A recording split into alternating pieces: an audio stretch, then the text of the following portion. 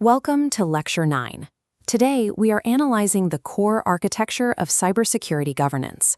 State-of-the-art encryption and layered network defenses are rendered useless without structured, human-centric organizational rules dictating how they are used. Even with military-grade firewalls, a single human error, like writing a password on a sticky note, triggers a catastrophic system failure from the inside out. Effective security requires clear rules, structured frameworks, and organized processes. Technology is the enforcement mechanism for these rules. This lecture focuses on how organizations establish and manage formal frameworks to define security expectations and ensure consistent practices across the entire workforce.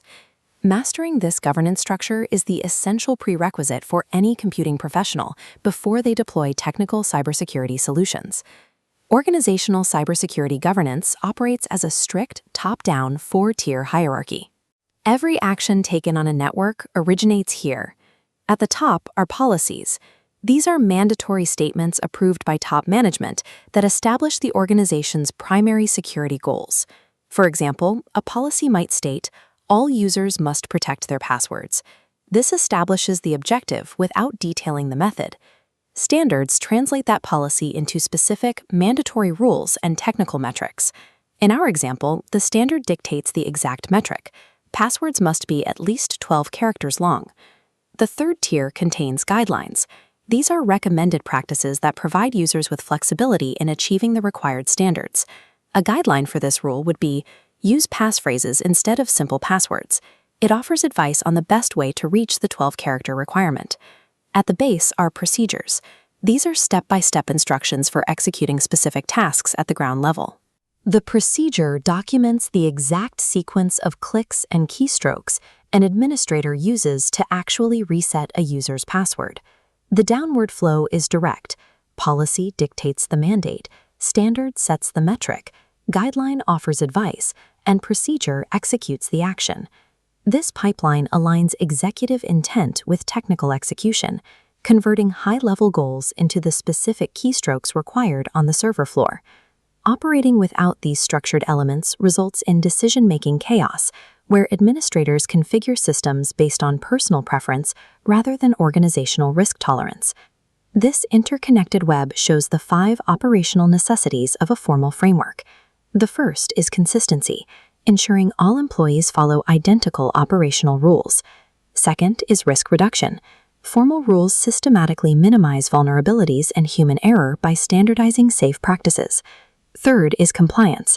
A formal framework maps internal actions to external legal and regulatory requirements.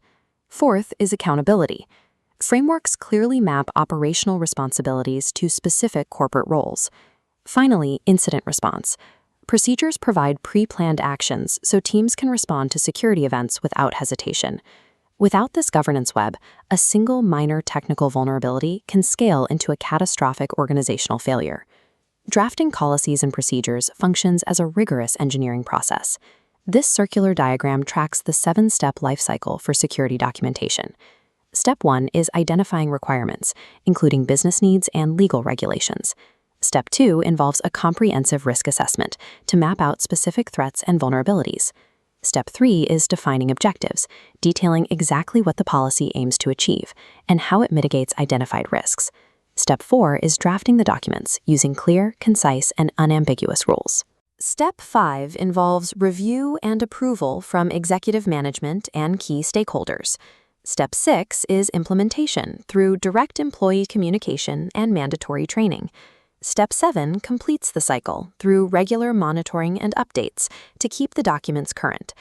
This entire life cycle must loop continuously to ensure rules remain practical and adapted to an evolving threat landscape. We can apply the PSGP framework to diagnose the root causes of real-world cybersecurity breaches. In Case 1, an audit reveals employees are using simple, easily cracked passwords. This reveals a lack of mandatory standards. Without a specific metric for complexity, risk increases predictably. In Case 2, an organization suffers an attack and experiences severe delays in responding to the threat. The lack of operational procedures results in organizational paralysis during the incident. In Case 3, employees consistently ignore written security rules without consequence. This failure shows that written policies require active enforcement and auditing to have operational value. Ultimately, major technical breaches are almost always symptoms of identifiable governance failures within the policy framework. Consider the functional differences we have established. What separates the mandate of a policy from the ground-level steps of a procedure? Think about why guidelines remain optional, and consider the outcome for an organization operating in a policy vacuum. Effective cybersecurity requires structured documentation, policies, standards, guidelines, and procedures. These 4 elements ensure consistency, compliance, and the systematic reduction of risk. As you advance in computer science, remember that technology without clear policies leads to insecure practices. Governance is the foundation of network defense.